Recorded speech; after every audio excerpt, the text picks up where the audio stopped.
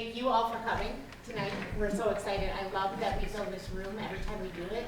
It makes me really see that the community is involved and cares. And thank you all for participating. This is wonderful. They had to say yes for us to have this event, so, you know, I thank them. Tonight, Tara Lightwell is going to be our moderator. And so everybody is going to have 2 minutes for each question. I'll be timing. We're going to go through one question at a time. And when we reach the end, they will move out, the mayoral candidates will move in. And at the very end of that, you will have an opportunity to approach anybody who is able to stick around tonight. So again, thank you, and I'll turn it over to Tara. All right, let me just get my pen, which I probably should have done beforehand.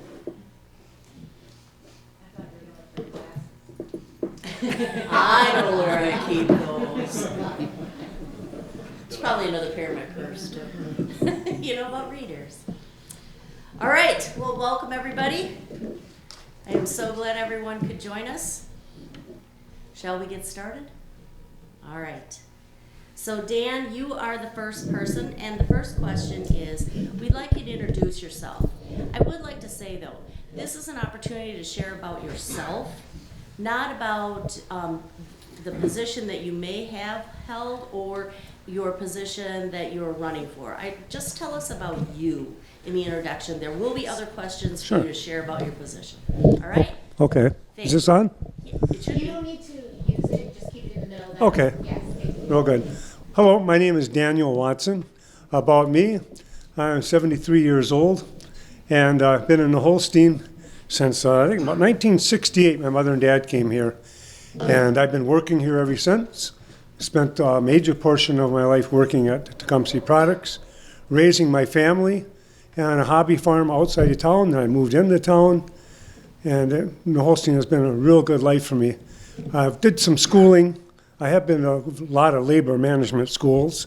I've been all over the country, seen, heard, and done most things. So I've had the opportunity to visit and work with a lot of people in the community here. So none of you are strangers here, and Holstein is my home and always will be. Thank you. Thanks, Dan.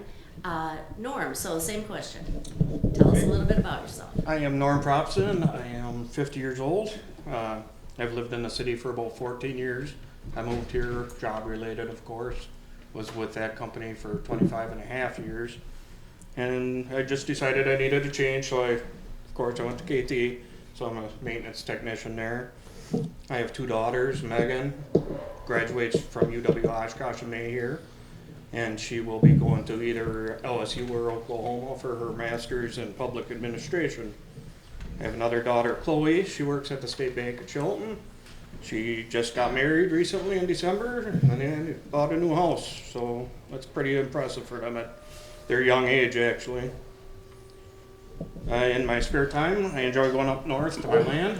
I enjoy hunting and fishing, taking new people, get them out in the outdoors, hopefully get them hooked into seeing what the outdoors is all about. Maybe they'll get hooked and bring their kids into that atmosphere. Also, I do in my spare time come for the, of course, New Ulster picnic. So if you're up there, you'll see me grilling out for the firemen. And then I also do the parade, which is kind of fun, toss that candy to the kids. And other than that, that is about it. All right, thanks, Norm. Paula, you're up next. My name's Paula Oakley. Some people might know me as the tax lady. I work at H&R Block, been there 20 years. I moved here in 2002 because I wanted my children to go to a better school than where they were. And graduated 3 boys from the New Holstein School District. 2 of them went on to serve the military, 1 in the Navy and 1 in the Army. They all have their own separate lives now, which is great. That's what we all hope for, right? That they leave the house. During my tenure at H&R Block, I have done many different community drives. The first year I was here in New Holstein, we did the Kinderprint program with the New Holstein Police Department. And since then, we did fundraising drives and school supply drives for the New Holstein School District, the elementary school in particular, and always East Shores in Chilton because I just have an affinity for animals. And through all my time working in corporate America and being able to do these nonprofit things for my community, now I'm to the point where I want to do something more, right? I can work, but I want to do more in the community, and I want to make sure that the people in the community's voices get heard. All right, thank you, Paula. Lisa. Hi, I'm Lisa Jacobson. I'm 61 years old. I'm married to Mike, who is here. We have 3 children and 8 grandchildren. I was raised in Fort Lauderdale, Florida. I joined the Air Force in 1983, where I met and married him. I was cardiopulmonary technologist. We moved here when Mike retired in 2007 because his parents are here.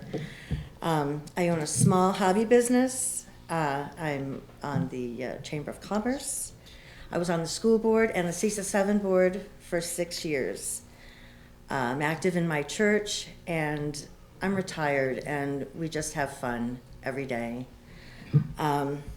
In my life, I have been, I need to read this, an EMT, a respiratory therapist, a cardiac sonographer, a CPR instructor trainer, a boxing referee, a bartender, had to throw that in there, a cashier at the Piggly Wiggly, and more. I didn't want to do like a whole CV here, so I did put cards out there because the list is that long because I'm old, you know. Thank you all for coming, and thanks to Dee for having us. Thank you, Lisa. Steve, your turn. All right, my name is Steve Abrams, and I've been in New Holstein since 1999, and my wife and I moved here. Rebecca is my wife. We've been married for 30 years now. And I grew up in Plymouth, then I went to college in Iowa, and then we moved back. I think I was in Kiel for 1 year, and then we bought a house here in New Holstein in '99. So we have 5 boys, and we've raised them through the school system here in New Holstein, and they range in ages from 14 to 26, so we've got 2 still in school. One is sophomore and one in 8th grade. So, and we've loved living in New Holstein, so I like the small town. I grew up in Plymouth, which is a little bit bigger, but we like the smaller town atmosphere. My career, or the jobs I've had, I'm the senior pastor at First Baptist Church in Kiel. It's a small church just on the edge of town. And what happened is our senior pastor, Pastor Schultz, he's been there now for 40 years, and he decided I was a part-time assistant pastor. So I started in '99, and I was part-time assistant pastor. Now he wanted to be semi-retired, so in 2019 we swapped roles. So up until 2019, I always had another full-time job. And so I've worked at various positions. The last position I had, I was working at Muth Mirror System in Sheboygan, and I was a purchasing manager there. One of the jobs I had before that was I worked on the factory floor. I ran a coating machine, so just a big variety of jobs that I've worked. And then I served on a camp board, working with their budget, things like that. And then a council for our state association. So small association. So it's not like these are big paid positions or anything. But anyway, you can see just kind of the things I'm involved with. I love family. I love the Lord. I enjoy discussing theology and politics. So thank you. Thank you. All right, I didn't have to get the hook, so be careful if I have to get the hook. All right, now we're gonna rotate, so you won't be first this time. Okay. So this time, Norm, you get to be first, and the next question is, what made you interested in running for council? Let's just put it this way, so you all know, I like to keep my answers short and sweet. I've been in the city council for 3 years now, and one of the things that, before I even started running the first time, was people wanted their voices to be heard, and that they wanted this and they wanted that, and I was one of them. You know, I kinda sat there, it'd be nice to have this in town and stuff, and, now looking at that, one of the reasons why I'm rerunning is to keep that momentum going forward, hopefully with all of your support, all the city council members, they're looking to do the same thing. We wanna move the city forward and make it a better city for everybody to live in, make other surrounding cities proud. More or less, I wanted to have the voice, have a say-so in what happens within the city. And for people to come up to me and say they would like this, at least I would be able to voice their opinion and be their voice for the city, since maybe some people don't wanna run for this position or are just too quiet or have so much going on in their life. At least it gives me an opportunity to be that person to help the city in retrospect move forward and do what's right for us. All right, thank you, Norm. Paula, what has brought you to running for the council? Well, I'm currently working on my master's degree in community and organizational leadership through Stevens Point. And last semester, I started working on collaborative leadership, so I started attending common council meetings and other meetings to see what's happening behind the scenes. And I didn't see much, I'm sorry. I went in saying, well, I was expecting whiteboards and sweat and people yelling, and I was a little disappointed, but I did learn a lot about how the city government operates. And building on the rest of my program, I felt I could use the tools that I'm learning and that I'm gaining through my education to help share that wealth with the community. This summer I'm taking a grant writing class. And I have so many ideas of projects, but when I went and collected my signatures, I asked every single person who signed my form, what do you think New Holstein needs? Because I think that it's the people's voices, and we have to go out to where they are, right? We can't expect people to come into a church. Maybe they're not comfortable with coming into a church. We can't expect people to come here. Maybe they don't have a babysitter. So we have to meet them where they are out in the community to find out what they really want and how they want to see New Holstein grow.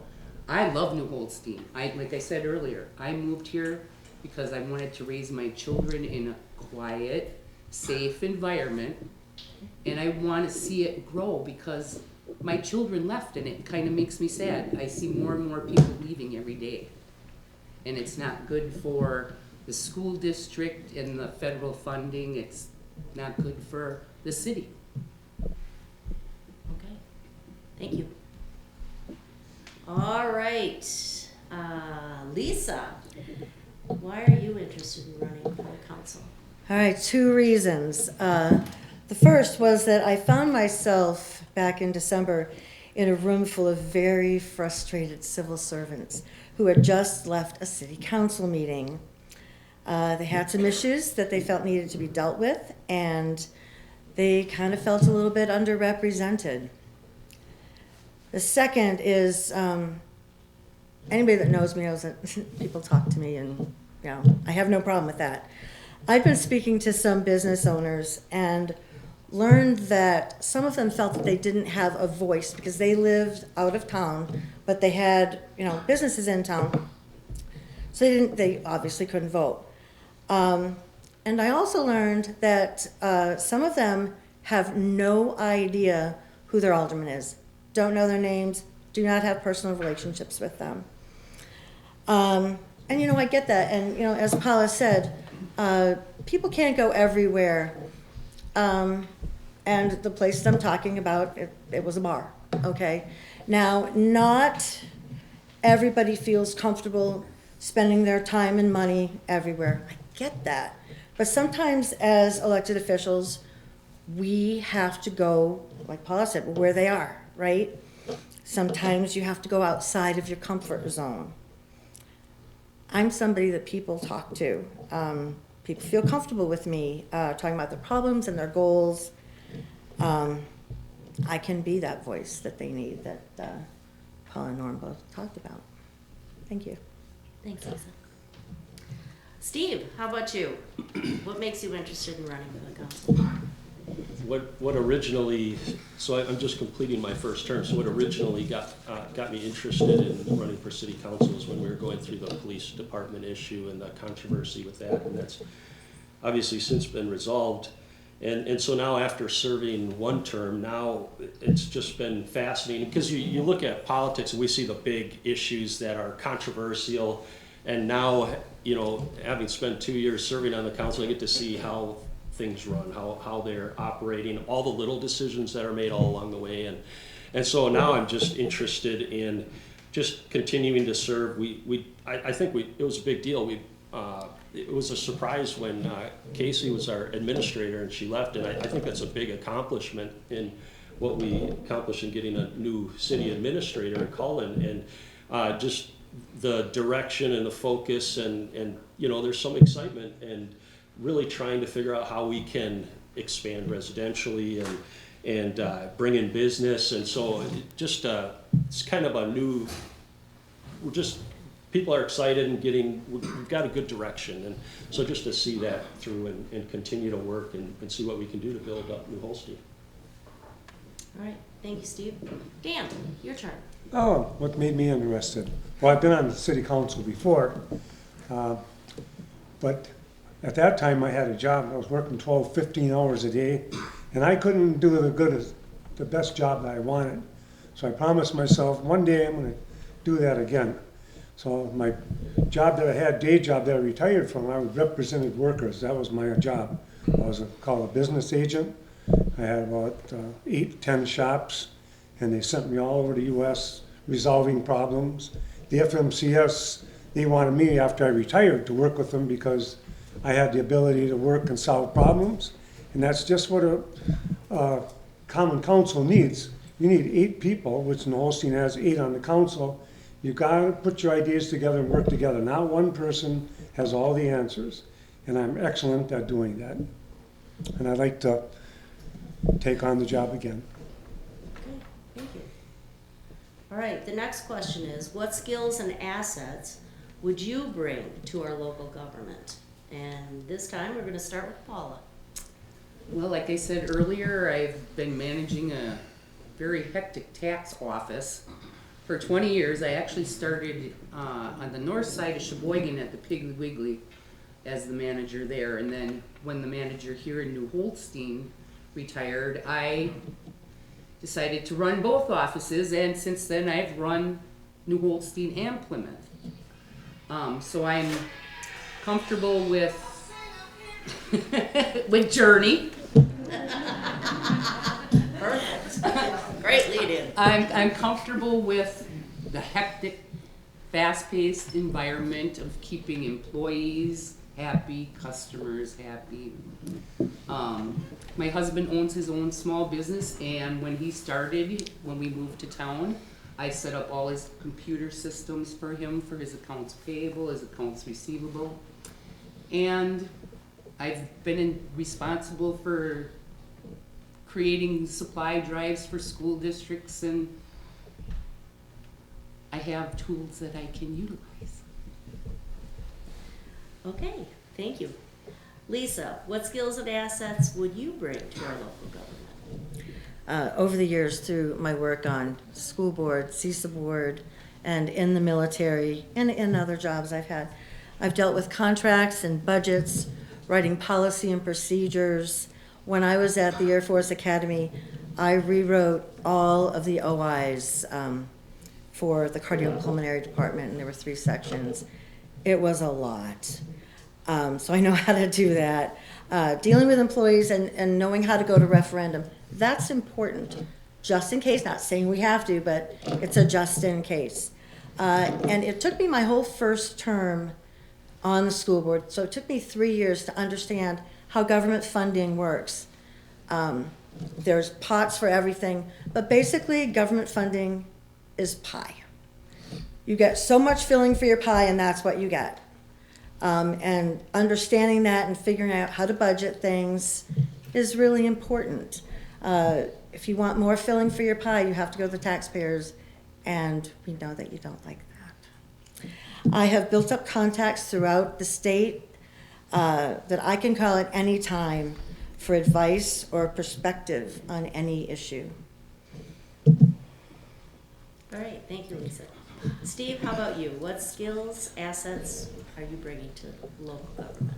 Just a couple of things from my work experience that I explained before. So I worked in purchasing, worked a lot with contract supplier and customer negotiations and contracts, and then making sure our turns, working with the financial side of it, and then on the camp board and association, working with our church and the budgets. And so there's some experience with the finances, that side of it. And the budget's an important part of what the council does. I mean, we have to remain financially viable and healthy.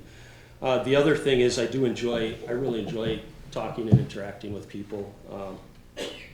I enjoy listening and, it's unfortunately, but I mentioned I was a pastor and then also a councilman. Those are the two things you're not supposed to talk about, politics and religion.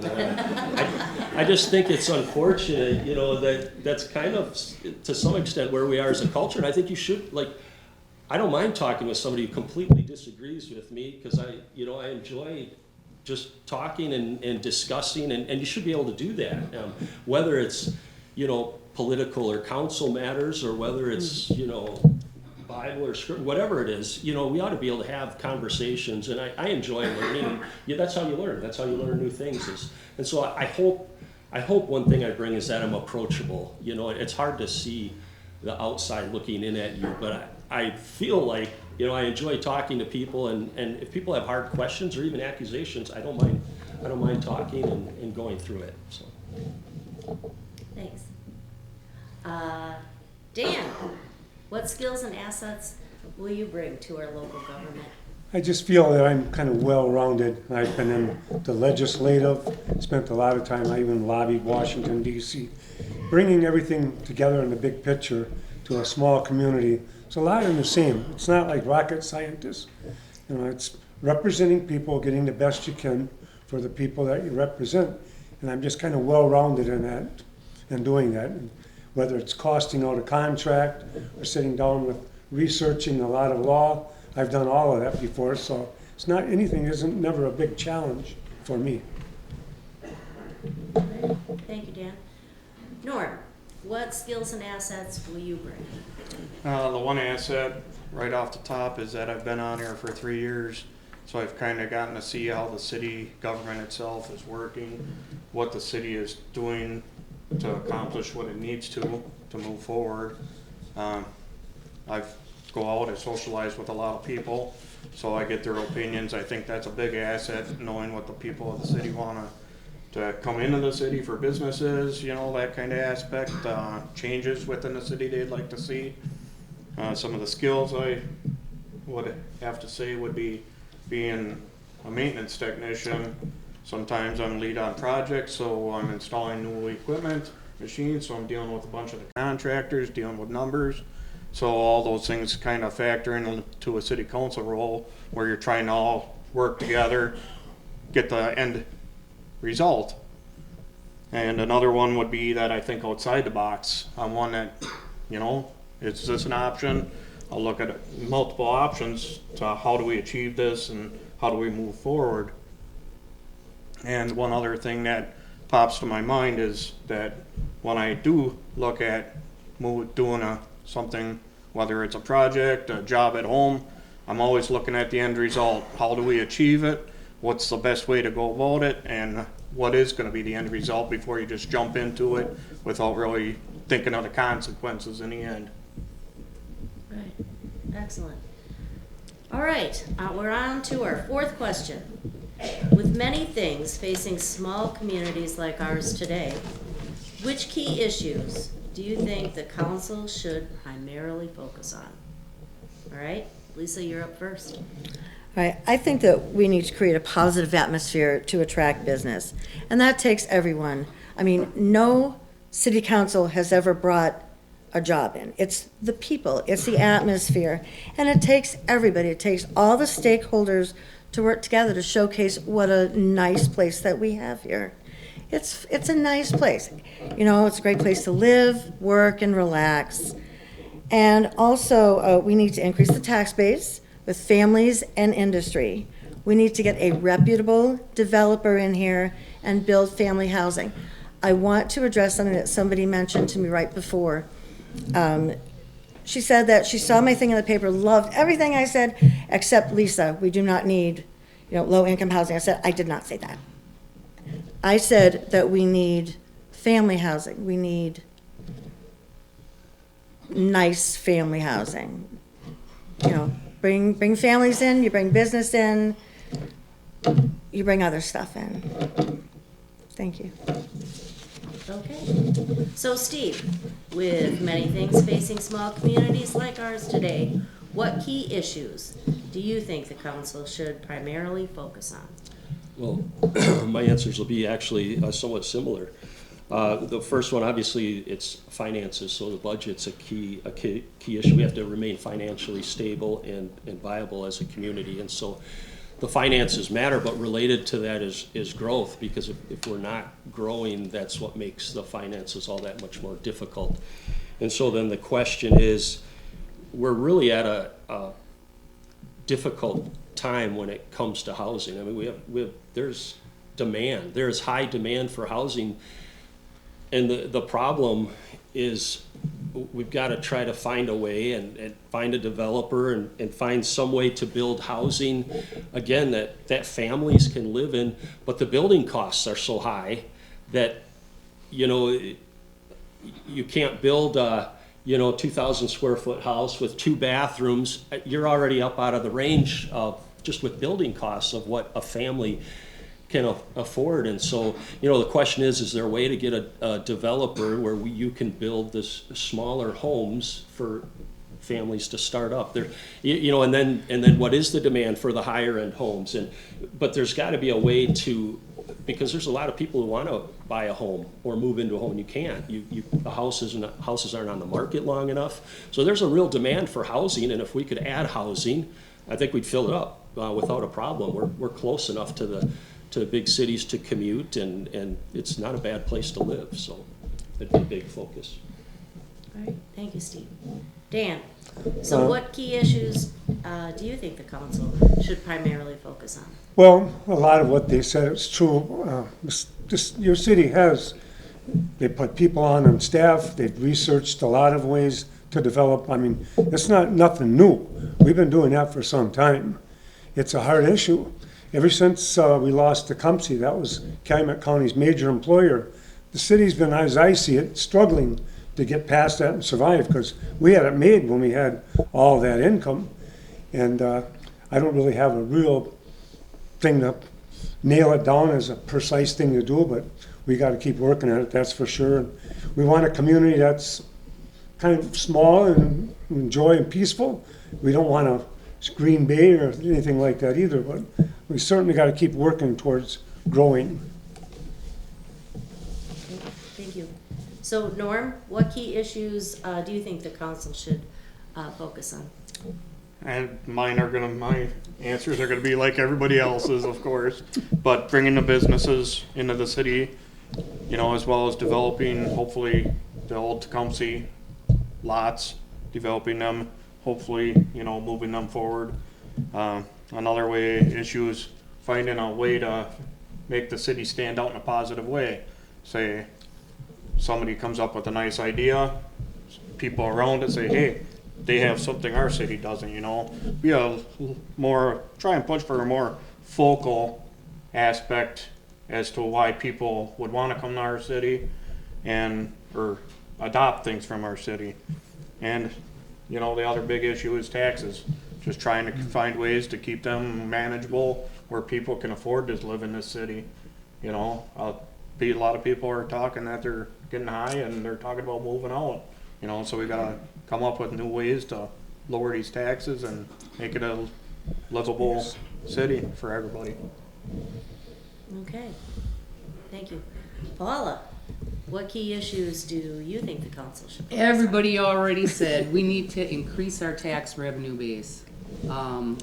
I understand there's a new commission for the airport. I think as a city, we should be plugging that as a way for business to say, hey, look at what New Holstein has that Kiel and Chilton doesn't. Because, right, a lot of the things that could have been built here ended up going to Kiel or Chilton. And we can't let them keep growing, because someday you're gonna drive through New Holstein and you'll blink your eyes and we'll be hating. I mean, for what I understand, there used to be a dinner club there and everything else. So I'm afraid that if we don't start bringing revenue in and using the assets that are available to the city as a selling point, people are gonna keep leaving. Like everybody, like Norm here said and Dan said, if there's nothing to help pick up the revenue, people's taxes are just gonna keep going up, and I fear that people will just start leaving the city. Okay. All right, you've made it through 4 questions. On to number 5. Do you have any project or idea that you would like to introduce to the council that would better the community? And Steve, you're first. Really what I've been focused on so far is, number one, you've got to protect what you have. That's really good, which is our park system, and continue to our school system, and continue to protect and enhance what you have. And again, my focus though is on the residential and growth and the business end of things. That's really where the ideas have to come from.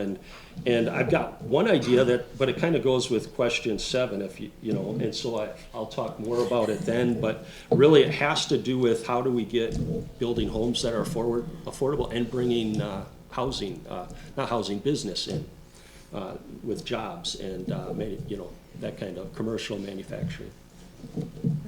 Thank you, Steve. All right, Dan. So, do you have any projects or ideas that you'd like to introduce to the council that'll make us a better community? No, other than it's all about investment. We already have beautiful park system. Oh, I enjoy it all the time. And with the help of the state, the bike trails, things like that, that all can help, but we still got to put more into it. I know down the way there's some other questions in there, but we got to do some more investing and get things growing. We just can't sit on our hands, I guess. All right, thank you. So Norm, how about you? Do you have any projects or ideas that you'd like to introduce to the council? Well, I know when I went out to get my signatures and everything, I was talking to quite a few people, and a lot of them came down the streets. So for one, I don't know if it's a feasible thing lately, but it seems like everything's getting done on the south side of Wisconsin Ave. So I'd like to hopefully push forward to have something where a street on each side of the main drag gets done, so people since the north side hasn't been done in a while, can see that their tax money is actually going to what they're paying for. They don't go on the south side. So if we can try and find a nice way to push for a side on each side of the main drag would be nice.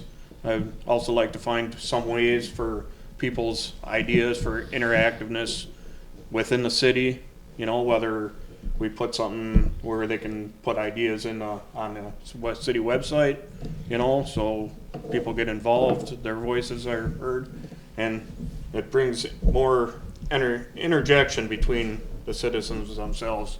So I think that's where we got to start, is finding those key ideas, ways to resolve some of those issues. Thank you, Norm. So Paula, how about you? Any projects or ideas that you'd like to bring forward? I got one, but that's kind of the next question. They are redundant. It's okay. You can merge them. Okay, well, it is. So right now I'm working on a project for my class, and it's an intergenerational community center or day services center. I just recently found out that the senior center in Chilton's closing. And if you Google daycare for infants to school age, There are none. So my project is based on generations in Plymouth, and I'll talk more about that on the next question. Now we're all excited. Thanks, Paula.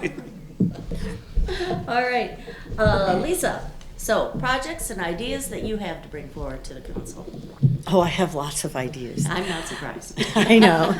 And most of them have to do with outdoor stuff. I helped out to, pick out and plant, trees with the Parks Department a couple of years ago. However, at this time, I just think the council's got a lot of stuff on their plate. And any little pet projects right now would kind of muddy things up. So I'll wait. Okay. You're saving it for the next one. All right. How do you plan to involve residents in the decision-making process in our city? Dan, we're going to start with you. Well, number one is communication. We already have a lot of things. If people want to utilize them, not everybody uses the internet yet, and so maybe we have to look at doing some periodic mailers. It's always in the paper what the common council minutes, but I don't know. It's sometimes if you read through that, you don't get the whole story of what's all been done. So maybe if we could, as a council, if your wards want it, you could explain more detail what has happened, what brought it to that point. So communicating either, there's Zoom now, a lot of people are using that. I've just myself got into that with meetings face to face.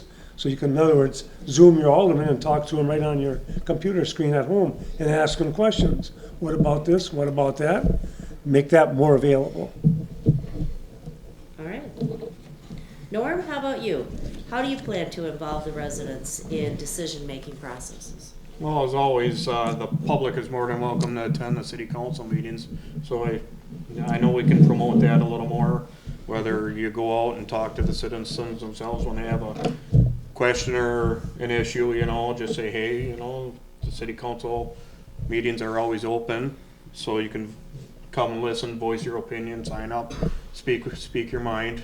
The other one was what I previously talked about, having like a Dropbox app on the city website where they can throw their ideas out, ask their alderman questions, maybe in an open forum that way, and in that aspect. And having the city lately, we do, well, I shouldn't say lately, but we've had an interactive down at the community center where people can come and voice their opinions in open forum kind of thing. So I think if we would open that up a little more, get the people involved that way, knowing that there's meetings, maybe 4 times a year, that kind of aspect, they'd be a little more in tune to what's going on and be more apt to join in on city events and interesting things going on within the city. Okay. Paula, how about you? How do you plan to involve residents in decision-making? Well, like Dan said, not everybody's got a computer, not everybody has a smartphone. And when the city sent out the survey cards with the QR codes in 2018, I was very disappointed that I was only one of 43 people who responded. It broke my heart. And I hear people all the time saying, oh, we need to do this, we need to do that. Getting people involved means going where they are. If you're in Quick Trip and you're talking to your neighbor and they're saying, what about this, this, or this? Then you say, hey, come to the common council meeting. Sit in, listen, get their ideas. Other ideas, computer stuff's great, but like I said, and like Dan said, not everybody's got a computer or knows how to use them. So I think because there are so many businesses in the city, if it was something that really was important to the people of the city, maybe surveys and drop boxes, unlike a electronic one, in the businesses around the city, where our citizens go, the dollar store, the Piggly Wiggly, The library. the library. Yes. If you don't have a computer, you can use one here. And she's great at teaching, just saying. All right, Lisa, how about you? How do you plan to involve the residents? All right, that would be through two things. First, communication and participation. We already talked about the communication part. The participation piece, that would be through attending meetings, speaking on subjects, and voting, okay? Unfortunately, as far as coming to the council meetings, the big drawback for that is that the chamber is super small. They put the people in a little corner, and, you know, you can only get so many people in there, right? Elected officials are the voice of the citizens, right? When we no longer represent you, that's when you use your vote, right? Time for a change.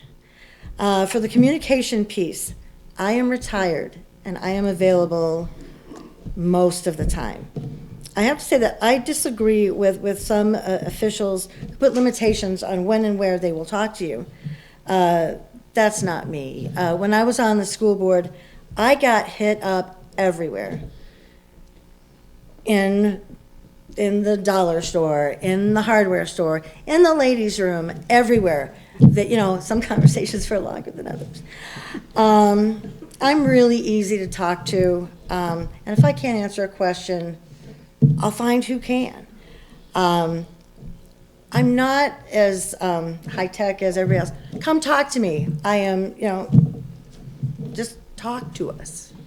We'll, you know, if the next logical step to solving your problem is bringing it before the council, then we do that. That's why we're here, right? Thank you. And Steve, how do you plan to involve residents in decision-making? Anytime you get in a big group, it gets way more difficult. That's why I think like talking in a common council meeting, the bigger the group, the more difficult it is for people to talk and share, especially something very formal like that. So it's got to be, and similar to what others have said, it's got to be on a personal basis. The smaller the group, the more people are prone to actually talk and say what they're thinking and share what their real opinion is. And you know, Norm mentioned the council meeting where we, you know, had more of a forum where you could just bring up anything, and there was some benefit to that, and we had good attendance. Could have been even better, you know, and so again, but that's a bigger, more formal. So I've just got to be talking to people and making sure people know you can call me. You know, my phone number's in there for a reason, and it's a lot easier on a phone call or setting up a time to meet and talk about issues. I think the personal way is where you're really going to get the important feedback. Unless it's an issue controversial enough that you get really angry, then you'll go stand in front of a crowd, right? But just on the day-to-day and direction and opinions, the personal conversations, I think, are the best way. Okay. All right, thank you. We are on question number 7. Getting down there. Start to relax.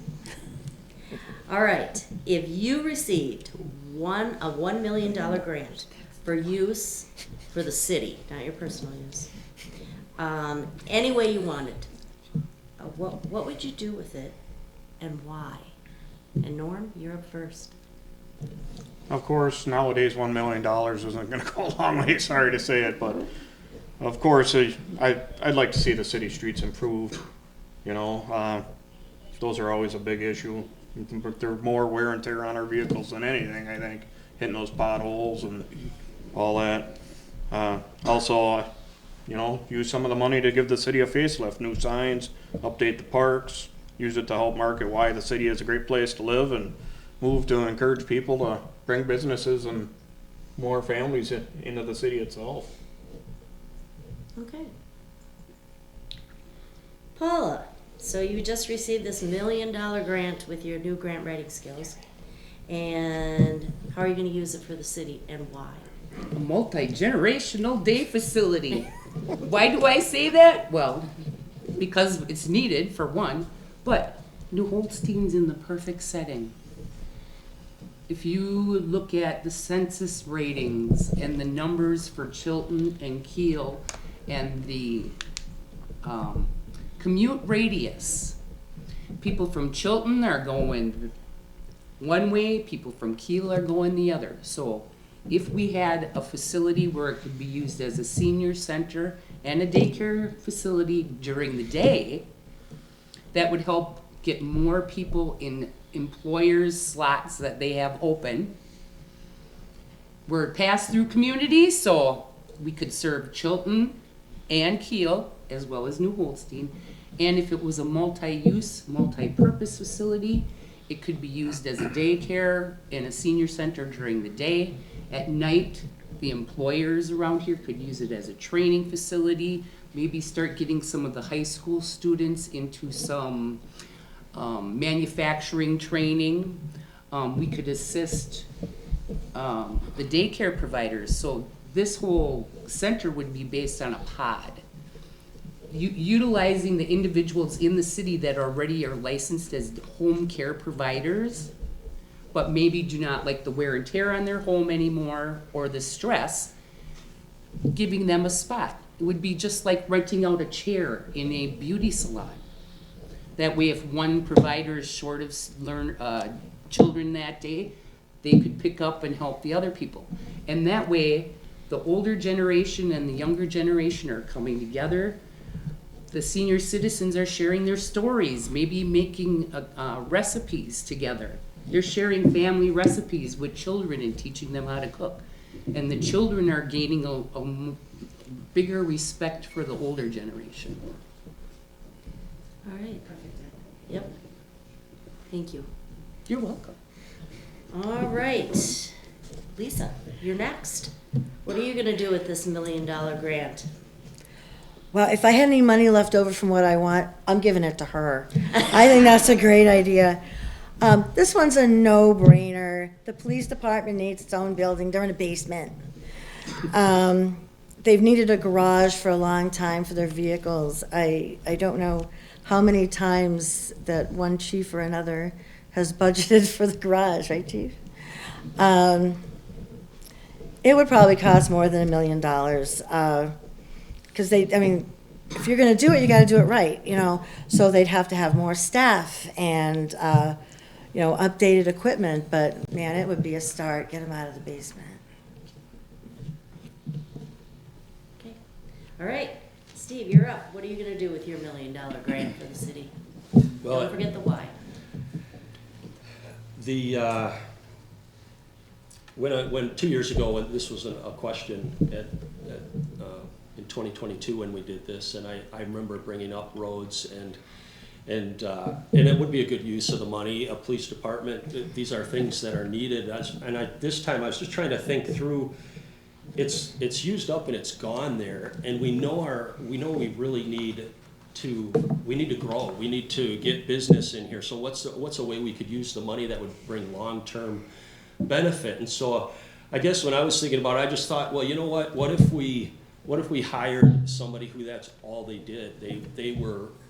We hired somebody to, and this isn't to be skeptical of calling it administrator. It's just that he's got that and he's working hard at it and 10,000 other things that he's doing all at the same time. And if you hire somebody just to focus, to go to all the businesses around here, do you need to expand? Can you expand in our city? To go to the businesses in Appleton and Fond du Lac and say, hey, do you guys need another business? We got a lot of workers, and that's just their job, to work with developers for residential. And and with $1 million, you could fund somebody. If you funded them part-time, that's over 10 years. If you fund somebody even full-time, you've got 7-8 years. And let's just assume we get somebody who's moderately good at their job. And the city's growing, well, then that position would be self-paid for. Then you would have room in the budget for it. Whereas right now, I don't know if we could do that. And so anyway, I just thought that would be a use of $1 million that would go a long ways and actually do what we all know is a problem, which is growth. All right. Thank you. Dan, you've got $1 million. What you gonna do with it? I looked at that question. I pondered that quite a bit. It's like some of the people mentioned, it's not a whole lot of money. And as far as what Steve said, the city did try that. We put somebody on as a developer. It's a full-time job to look and search and ask and call, and it didn't bring any fruit out of it. What I would do with the money, I guess, is just put it in the block grants. Any new business comes from the Holstein, whether, I wouldn't be the sole decider of it, let the council decide it, if there are $50,000 grants or whatever, for if they opened and started a new business and maintained it for 1 year in Holstein. That's what I would do. Okay, all right, thank you. Well, we have reached the part that you have all been waiting for, the final question. So, and that question is there anything that wasn't covered tonight that you would really like to add? You know, something you want people to know about you that sets you apart from others? Or anything that you want to respond to. Sure, it could be a response to something. Anything. Okay, so it's open to you, but you only get 2 minutes, otherwise it's not up for you. All right, Paula, you get to be first. Well, I understand, like you said, $1 million isn't gonna go very far, but I'm working on the details of this project for a class right now. And because I think it's important to get the employers in the surrounding communities involved. They know where they have the human resource needs. But being centralized as we are in between Kiel and Chilton, a project like this has federal funding allowed for it. It has state and county funding available for it. It would increase revenue by allowing people who are home-based daycare providers to go into a setting and provide daycare services. So families are stopping, not just to drop off their kids or pick them up, but also spending money at the grocery store or at the Quick Trip. And like I said, $1 million isn't gonna go very far, but Generations in Plymouth has how their whole project was planned out from start to finish. And I appreciate everybody being here, because I'm learning a lot. Right, thank you, Paula. Lisa? Okay, so I got two things out of your question. The first was, kind of commenting on things. The one thing that I noticed was, and it really made me giggle, when Paula was talking about when she went to her meetings, there was no sweating and yelling. I'm good with that. I just am. And then the other thing was what sets me apart. Anybody that knows me knows that I look at things in a different way. And I think maybe the council needs that. Just somebody that can bring a different perspective. That sets me apart. Thank you. All right.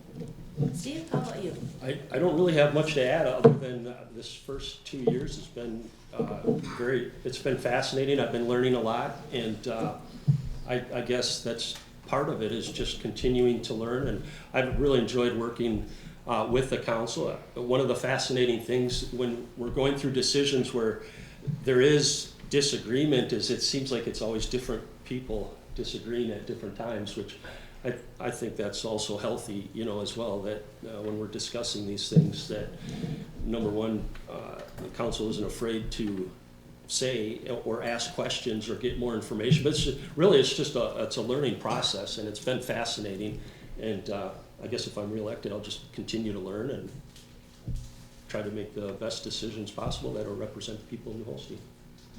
Thank you. Dan, how about you? Well, the final thing I would say is I spent my whole lifetime representing people, and I just enjoy helping, working with people, and it does something inside doing something like that. And now I've done everything that I wanted to do. All my bucket lists have been everywhere. I just came back from Hawaii. And so now I just want to spend the remaining time that I got left in the Holstein, and I'm willing to help out and beyond. I appreciate your vote. All right, thank you. And Norm. I don't know if this is gonna hurt my reelection or win it, but within the last couple weeks, a lot of people have come up to me, with what was put in the newspaper recently, and it's kind of frustrating to say. as you all know, the city council works hard.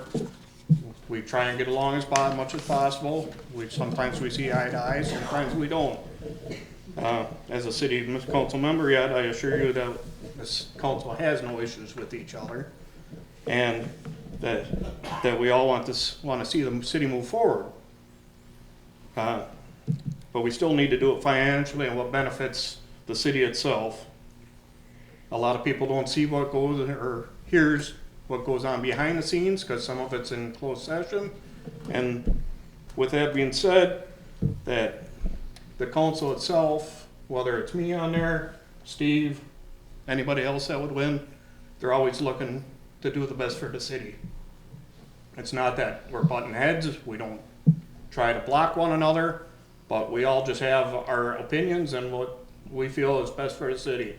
So as far as what you may read in the paper and that kind of thing, just remember that there's always two sides to the whole story and not to just take one side. Thank you. Well, I would like to thank each and every one of you. You've done a wonderful job this evening.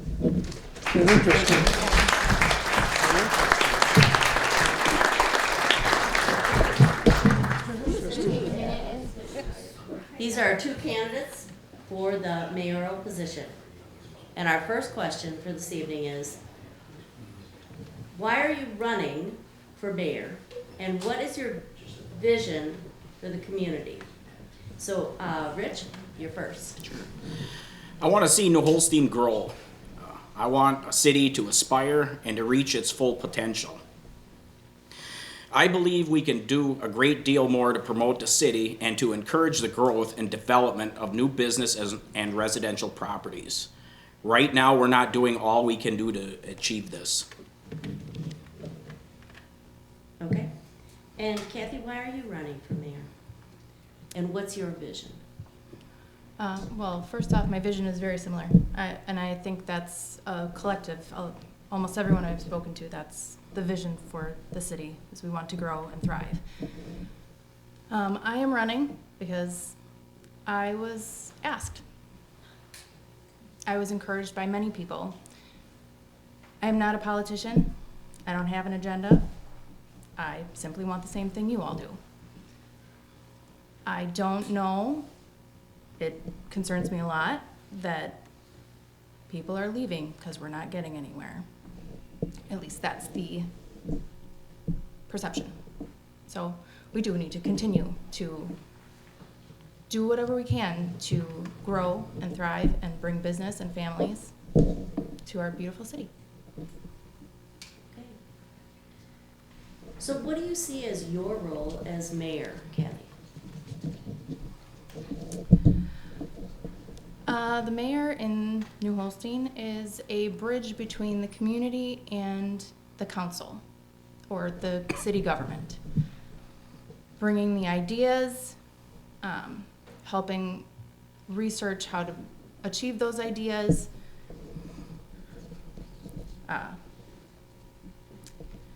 One of the things that I actually heard recently on a podcast was that the mayor should be the CEO, Chief Entertainment Officer, the person who builds up morale, the person who makes everyone love and embrace our community, the person who helps people feel invested and that they are a part of New Holstein's future. I think that's a very big role for the mayor. Okay. And Rich, how do you see the role as mayor? The mayor is the chief executive officer of the city. That is not my interpretation of the role, but rather is defined by such the Wisconsin state statute. That involves executive leadership, which unfortunately the city council has assumed onto itself over my objections. The mayor is also tasked with policy development and implementation, promoting economic growth and development by attracting new business and assuring economic prosperity, and addressing public safety issues. The mayor accomplishes these aims by developing a vision for the future of the city and works collaboratively with stakeholders to create comprehensive plans and strategies that guide growth, development, community engagement, and lifestyle sustainability. So back to you, Rich. Based on the previous question, what do you see as the relationship of the mayor with regards to each of the following? So the city administrator, department heads, other elected officials, and citizens. I'd like you to please address each relationship and not refer to it necessarily as good or bad, but the responsibility of the mayor in regards to those groups, all of those groups. Absolutely. Again, as specified by state statute, all of these offices should answer to the mayor and the city council. This necessitates a spirit of cooperation between the mayor's office and, again, the mayor is the chief executive officer of the city and the council.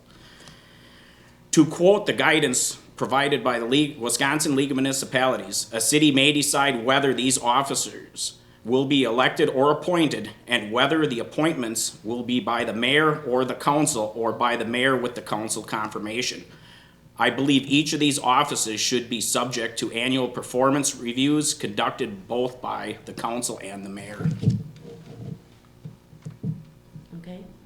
So Kathy, so going back to the previous question, your role as mayor, what do you see as the relationship of the mayor with regards to each of the following? The city administrator, department heads, other elected officials, and the citizens. I think each role is each relationship is just a little bit different.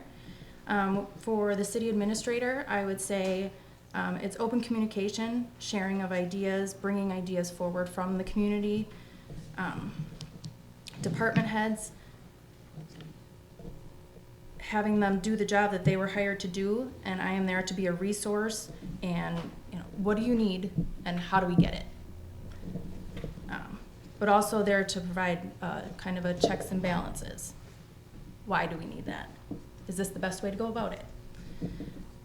For the elected officials, I would say helping to guide the conversation and support. Also a resource, someone to bounce ideas off of.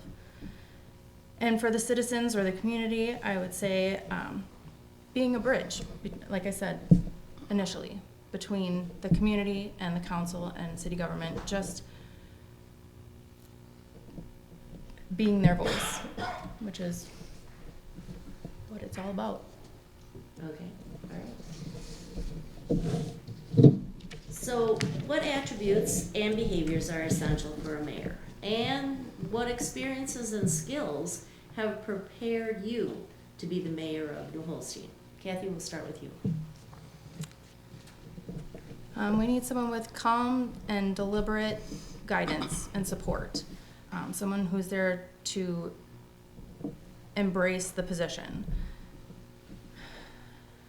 I don't have experience in city government, but I have been the wife of a city employee for a very long time, and I've also been a bartender in town here, so I have a lot of great conversations with a lot of different people, both residents and non-residents. A lot of ideas, a lot of conversations that are had in a more casual, more relaxed environment than a council meeting. I also have 20 plus years of customer service experience. I've dealt with a lot of high intensity, we'll say, people at stressful times. You have to take that into account. You have to not take offense, and you have to move forward without escalating the situation. So, for example, I was a high school secretary during the height of COVID. I heard a lot. But, yes, thank you. Okay, so Rich, what attributes and behaviors are essential for a mayor? And what experiences and skills have prepared you to be the mayor of New Holstein? Yes, I've served as a union organizer and on the executive committee for Ironworkers Local 8. I served as an alderperson for 2 years and was credited by allies and opponents alike with leading the effort to preserve the New Holstein Police Department. The mayor should be passionate about his or her vision for the future of New Holstein. The mayor should be optimistic and assertive in working to attract new business investment and our city. The greatest danger in a small town can face a stasis brought by self-satisfaction. If not a low self-image, either of which in turn produces indifference and a go-along, get-along attitude that impedes and obstructs growth and development. I'm not, as some have charged, a negative person. I'm very positive, who is frustrated at times by overreaching tendencies of others to say no, either overtly or by refusing to take action on almost every investment initiative and growth opportunity that comes to our city, or comes before our city council. Okay. With the current levy constraints, how would you prioritize spending, Rich? Water and road issues are two current priorities. We need to pay competitive wages to our city workers in order to assure their continued loyalty and devotion to their careers and to keep them here in New Holstein. We need to find a way to fairly compensate the men and women who put their lives on the line as members of our New Holstein Volunteer Fire Department. And we need to assure that our police and fire personnel are able to avail themselves at every opportunity to enhance their training and skills. We need to update outdated equipment, such as police vehicles and fire trucks. We must have a police department capable not only of addressing the day-to-day needs of our community, but extraordinary crises that might arise. Right now, we are having difficulty attracting new officers. Although I understand that's a challenge small town departments on the whole are facing. So Kathy, with the current levy constraints, how would you prioritize spending? I have several things. It would be economic development, street projects, and public safety. So very much along the same lines that Rich said. But economic development, meaning we need to bring in those businesses, bring in those families. We need to encourage the growth. Street projects, obviously, many of us tonight have discussed the street projects that are required. And then public safety, providing the best level within our budget. Like he said, training, equipment, staff, wages, everything. So looking at our city as it is currently, what changes would you like to see in the city, and how would you go about supporting and advancing those changes? And Kathy, we'll start with you.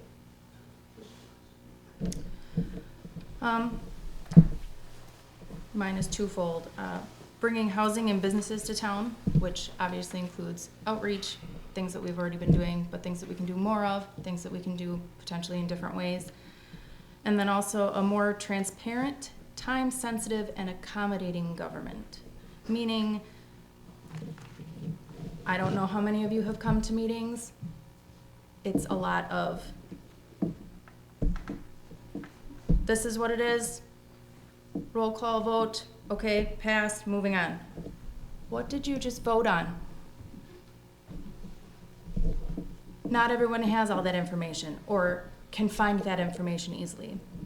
We need to make that a little more available. I know that the agendas are posted, but the council members have the background documentation that not everyone sees. Time sensitive and accommodating. Working more closely with businesses, being a little more willing to put forth the effort to bring in and recruit businesses to the area. Okay. Rich, how about you? What changes would you like to see in the city, and how would you go about supporting and advancing those changes? Okay. I've been told we're not Kiel or Chilton, which is another way of saying we don't care to compete with other small communities for new business. The attitude must change. We must grow our tax base to have the revenue to pursue the improvements I mentioned above. We are able to offer incentives to attract such businesses, incentives which cost the city very little when viewed as an investment in facilitating growth. But the council doesn't seem to understand or to be interested in this. We have a tax increment district that is new and another that is fairly well developed, although primarily with storage units that do not generate much in the way of jobs or incur costs to subsidize, notably the way of utility services. Okay. Rich, could you describe your management style? Direct, unambiguous, positive, and assertive, results-orientated, and at the same time personable. I like to bring out the best in people by challenging them to believe in their own potential and in that of those whom they serve.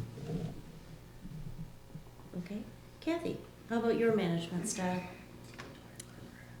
Letting the department heads run their departments, providing support and guidance as needed, and keeping the lines of communication open to all involved, city government and community. Okay. All right. What types of things do you do to improve your working knowledge of municipal government? Kathy? Simply put, attend meetings, ask questions, and talk to everyone. Okay. Rich, how about you? What do you do to improve your working knowledge of municipal government? I'm committed always to keep learning, and I refer frequently to publications of the Wisconsin League of Municipalities.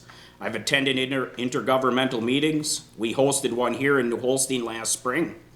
I've learned a great deal as a result of having lobbied at our state and federal representatives in conjunction with mayors of other small communities. How do you plan to involve residents in the decision-making process in our city? Rich?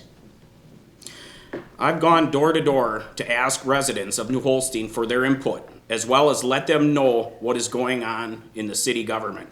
I've reached out to involve former employees of Tecumseh to assist in trying to attract Canadian National, a $82.6 billion corporation which had shown interest in locating its transload concept operation to New Holstein, utilizing the old Tecumseh property. I would like to write a monthly column for our local newspaper that will keep people informed of challenges and opportunities facing our city and our local government. Okay. So Kathy, how do you plan to involve residents in the decision-making process? I would like to look into sharing the supporting documentation for agendas and minutes, like I had previously said. I'd also think that periodic meetings where it's a little more low-key, not a meeting, but a place for citizens to come in and speak their mind, speak their concerns. Maybe they can't make it to a meeting. Maybe they, whatever the case may be. And also, something that I would appreciate as a resident, frequently asked questions or terms. You go to a meeting, you don't necessarily understand what's a TIF, things like that. So a little background for those of us who don't do this all day, every day. Okay. We are at that point. We are at the final question of the mayoral portion of the meeting. Is there anything that wasn't covered tonight that you would like to add? And we're starting with Kathy.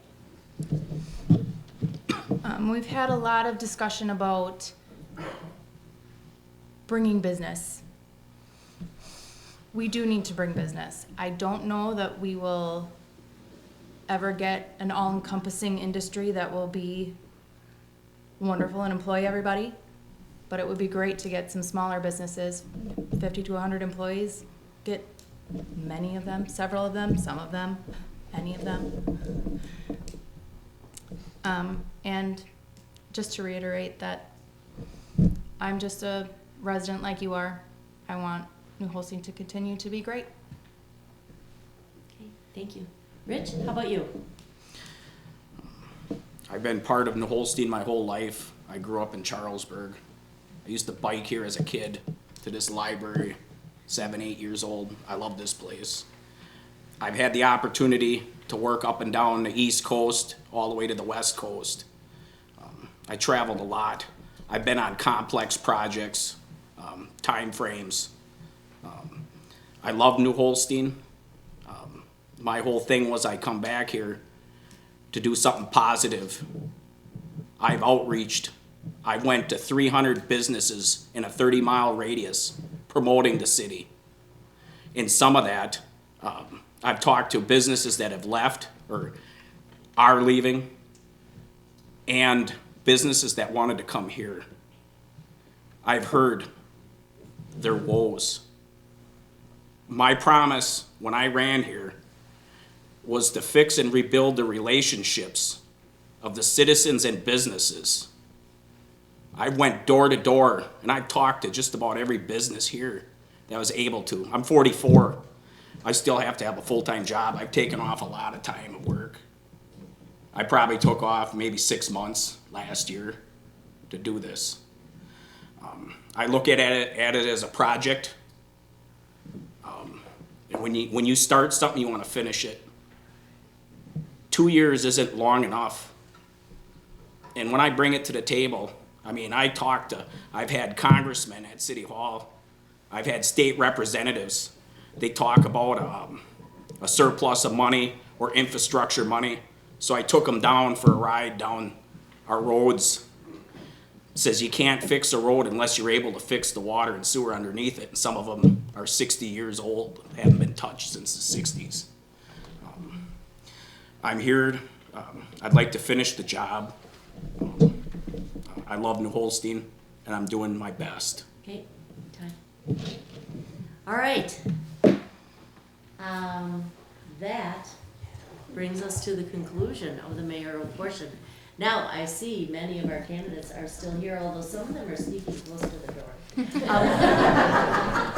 Yes, when I said 8, I didn't mean to infer that the candidates will be sticking around that long. But 15 to 20 minutes where you can ask them the questions that you may have gotten during those questions or their answers. And then thank you again for coming. So thank you guys for joining us.